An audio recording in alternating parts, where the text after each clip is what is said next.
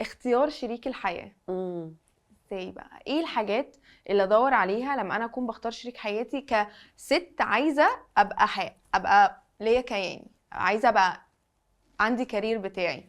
نصيحه اولانيه، اه. اعرفي نفسك انت الاول. امم.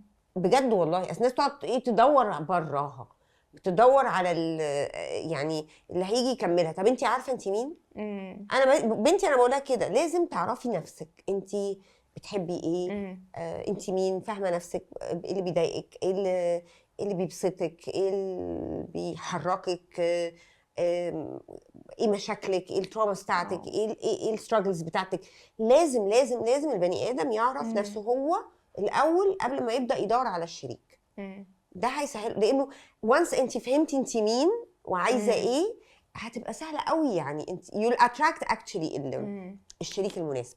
انت هيجيلك لوحده.